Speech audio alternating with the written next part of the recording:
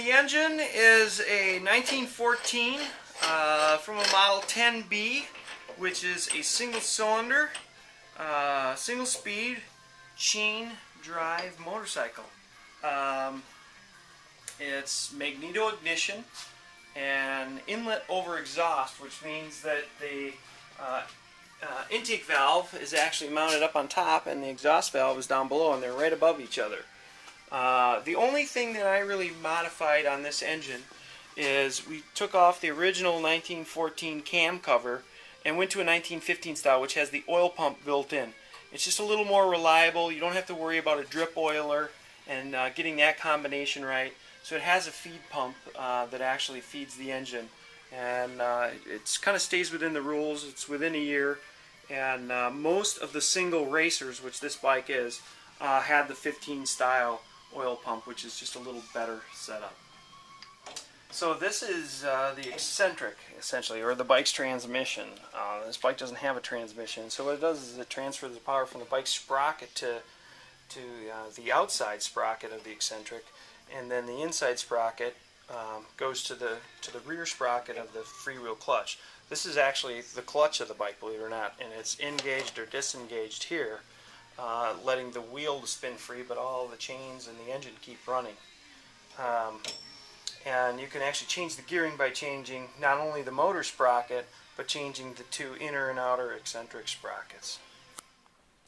You know, a lot of hunting down and searching parts for this bike, which is, you know, really half the fun of building something like this is the thrill of the hunt. Kind of the ultimate thing to find, you know, outside of a frame. Frames are extremely rare, especially the short couple racers. There's only a few real ones in the world known to exist. Are gas tanks.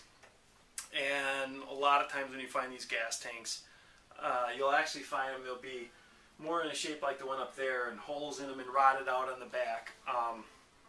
These gas tanks are pristine, and they were really the big hunt. And I have to send a big shout out to Matt Smith at Antique Motorcycle Works.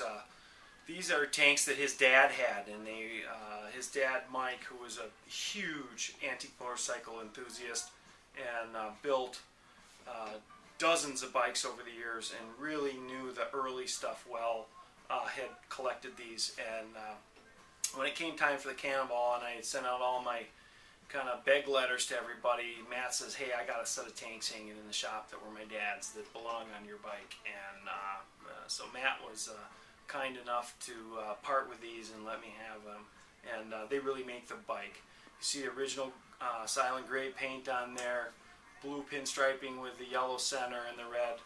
It's virtually impossible to find anything like this, especially for this bike. These are 1 year only gas tanks, 1915. There's still the square tank, but they have the cutouts for the valve pocket and the second cutout where the actual carburetor linkage goes, and they're just super, super extremely rare. And so this was quite a day when these showed up here at the shop, and really are the crown jewel of me being able to finish this bike and do this race in September. So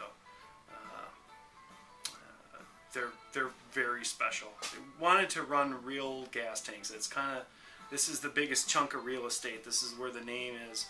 And this is where Harley Davidson really lives on this bike, and this is how people can discern it from any other bike. And so, very special piece to have on this bike.